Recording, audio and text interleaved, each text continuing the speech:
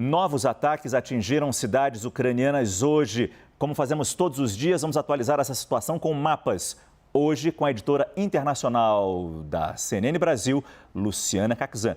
Oi, Lu, boa noite. Boa noite, Márcio. Boa noite a todos que nos acompanham. A gente vai começar esse quase um mês de guerra relatando os novos ataques na Ucrânia. Então, a gente começa falando de Chernihiv. Chernihiv é uma cidade que fica aí no meio do caminho entre Kiev e a Rússia também. Hoje a gente teve uma ponte destruída, que segundo o prefeito de Chernihiv, essa ponte era uma das últimas vias de acesso à cidade. Então foi um bloqueio aí bem importante, uma perda bem importante aí. Foi lá também, só para relembrar, Márcia, foi lá em Chernihiv que houve aquele ataque que matou 10 pessoas numa fila. Essas pessoas estavam para receber os pães. A gente até noticiou aqui um acontecimento muito triste. Depois a gente tem Rivne, que fica aqui um pouquinho mais próximo à fronteira com a Polônia. Aqui em Rivne, o alvo foi um depósito de armas. Inclusive, nesse depósito de armas, haviam as armas que tinham chegado do Ocidente também. Então, foi uma perda muito grande para as forças ucranianas aí em Rivne. Só para completar, o que a gente percebe é que quando os bombardeios acontecem no oeste da Ucrânia, a gente percebe que os alvos são mais militares. Exatamente. Pelo menos ainda. Aqui em Lviv, o aeroporto foi bombardeado, uma fábrica de aviões também foi bombardeada. E a Voriv, que a gente falou no final de semana, né? Bem há 2 semanas bem também. lembrado. O objetivo aqui parece ser mais atingir todo o armamento, toda a munição, todo o equipamento que está sendo enviado pela Europa, pela Polônia, claro, por esse lado aqui, e estaria chegando nessa região.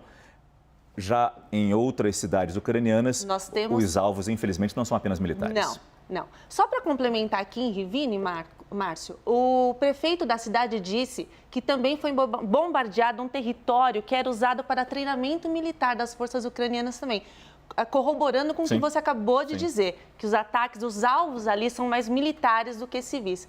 Agora, aqui em Kharkiv, a gente teve novamente bombardeios, a segunda cidade maior da Ucrânia. E aqui em Kharkiv, o prefeito da cidade falou hoje que desde o início da guerra, mais de 1.000 prédios residenciais foram totalmente destruídos. Aí a gente vê, né, por que as pessoas estão correndo, fugindo dessas cidades, né?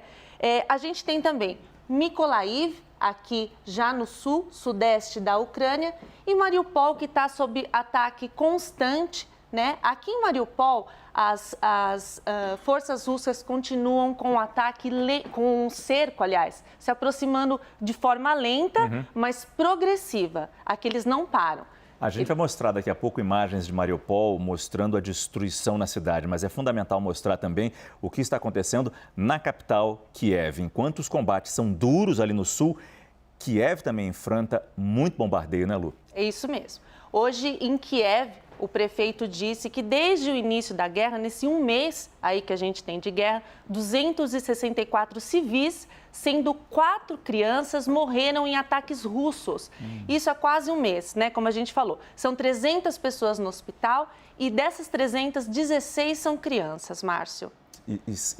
A gente vê as imagens de destruição. E Kiev é um bom exemplo disso, como zonas residenciais, zonas comerciais, zonas que não são alvos militares, seguem sendo atingidas. Inclusive, hoje teve um ataque a um estacionamento de um shopping que deixou uma pessoa morta e 2 feridos.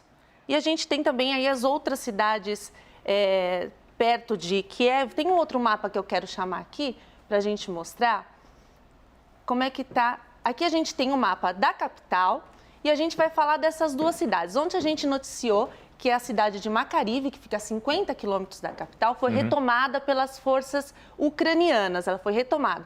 Hoje foi a vez de Irpin, 80% tomado pelas forças ucranianas. Então, mostra a resistência, né, resistência sem paz dos...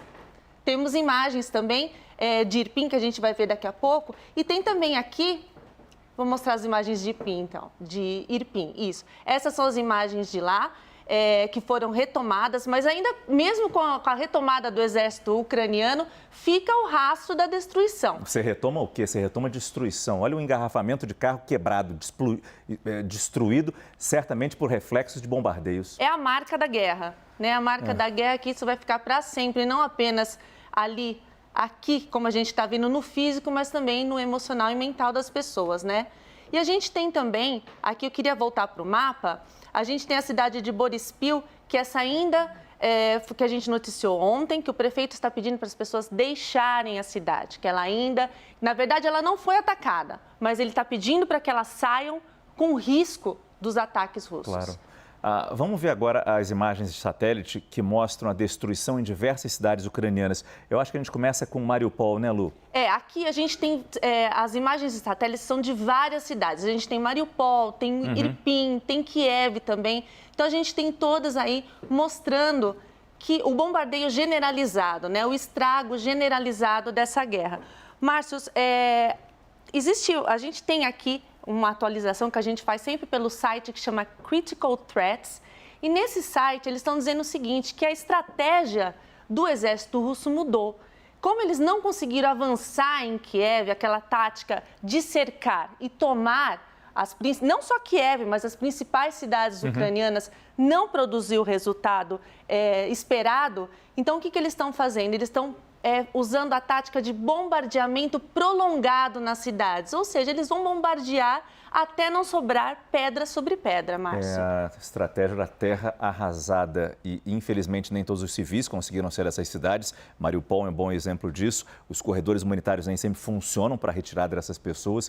E daí o que a gente tem? Civis presos na cidade, sem qualquer estrutura, sem eletricidade, sem gás, sem água e com pouquíssima comida. É isso. Obrigado, Luciana Caquezan.